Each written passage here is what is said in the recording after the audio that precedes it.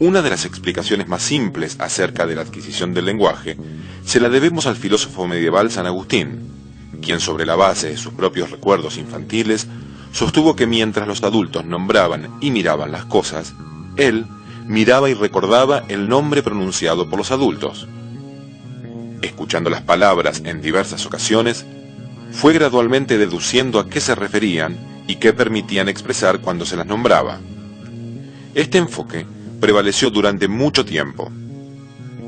Las explicaciones de los empiristas modernos se solidarizaron con las de San Agustín cuando definieron el origen de todo conocimiento humano. Este se produce como una especie de copia de las características y condiciones observables del mundo externo. De este modo, el origen del conocimiento lingüístico procedería del mundo externo. El enfoque empirista persistió en la psicología durante el siglo XX, bajo el predominio de las explicaciones del conductismo americano. El desarrollo del lenguaje se entendió como el aprendizaje de cualquier otra conducta.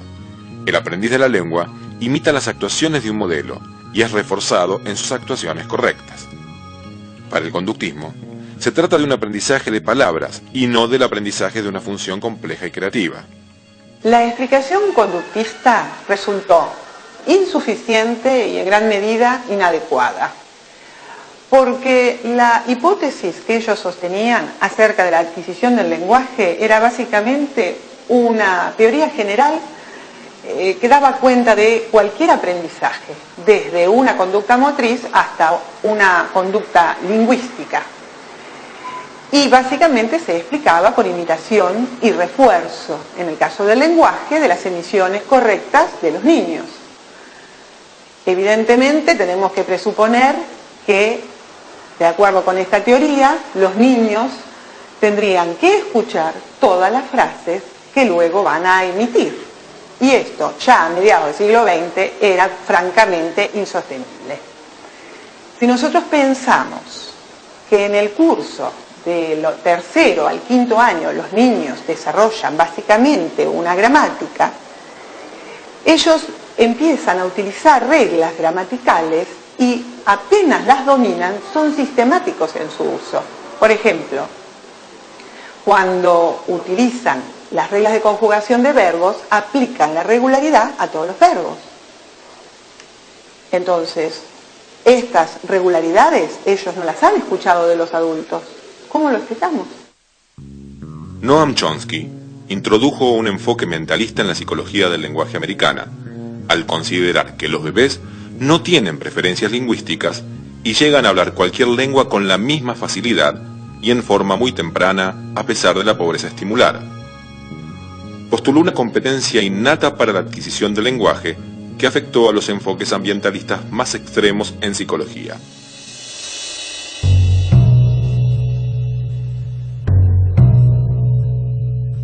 Bueno, para Chomsky el lenguaje es una estructura cognitiva, es decir, es un código mental, es un tipo de conocimiento que caracteriza a los seres humanos y que se hereda, viene en el programa genético y está en la mente y de ahí no puede salir.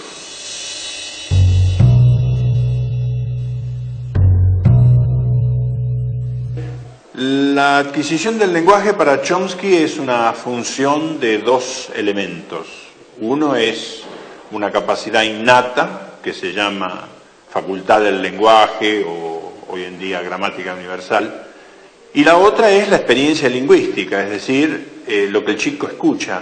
Si el chico escucha inglés, va a aprender inglés, si escucha español, va a aprender español. Es decir, que es muy importante el lenguaje que el chico escucha, porque ese lenguaje es lo que acciona sobre la capacidad innata y fija parámetros de variación.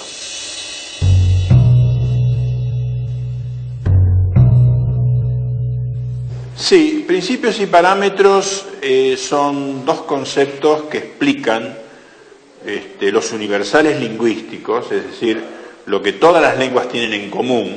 Esos son principios, son pocos y muy generales, como las leyes de la física o de la biología. Y los parámetros que explican o describen las diferencias entre las lenguas, y son todos binarios. Es decir, que el chico en realidad no aprende o adquiere una lengua, porque ya la tiene. Lo único que tiene que hacer es elegirla, mediante la fijación de parámetros. Un ejemplo puede ser el sujeto obligatorio. En inglés, por ejemplo, toda oración tiene que tener sujeto. En cambio, en castellano el sujeto muy a menudo se omite. Esa es una variación paramétrica. El chico sabe que en su lengua va a tener sujeto. Lo que no sabe es si va a ser obligatorio en todas las oraciones o si a veces lo puede omitir. Eso depende de la lengua que escuche.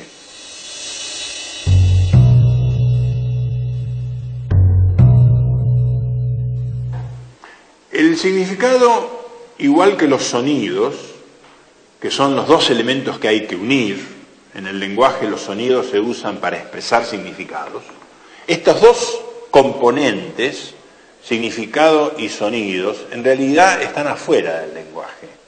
Pero el lenguaje es el interviniente, el elemento que permite que los significados se expresen mediante los sonidos.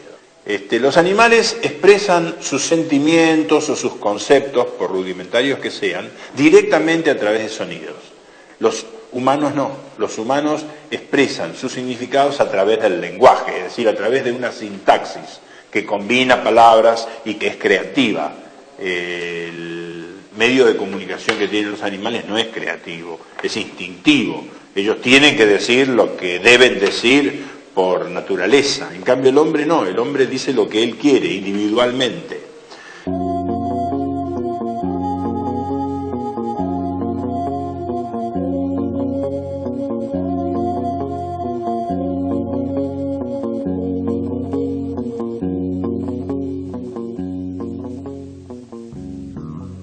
Durante la década de 1920, emergen en la psicología la teoría psicogenética de Jean Piaget y la teoría sociocultural de Lev Vygotsky. Piaget está interesado en investigar cómo se construyen las estructuras cognitivas en el desarrollo. Vygotsky se interesa en el estudio de la mediación cultural en la promoción del desarrollo del niño.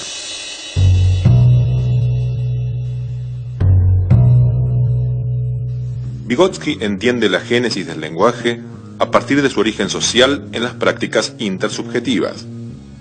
Tiene su génesis en dos raíces, una etapa prelingüística del pensamiento y una etapa preintelectual del lenguaje que comienza a atravesarse parcialmente en el curso del segundo año de vida del niño, organizando el pensamiento lingüístico y los significados socialmente compartidos. Su función inicial está al servicio de la comunicación o habla externa. A lo largo de su desarrollo, el niño discriminará la función intelectual de la comunicativa, que le permitirá una recursividad sobre su propia conciencia a través del habla interna.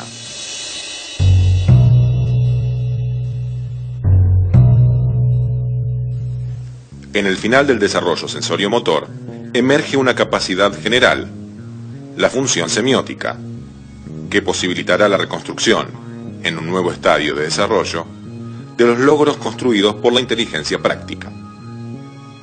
La función semiótica permite representar un objeto ausente, un significado, por medio de un significante diferenciado que solo sirve para esa representación. La misma se expresa en la imitación diferida, el juego simbólico, la imagen mental, el dibujo y el lenguaje. El lenguaje, como construcción social colectiva existente, es incorporado por el niño sobre la base de una función semiótica que ya se ha construido y que, a lo largo del desarrollo, potenciará el poder del pensamiento.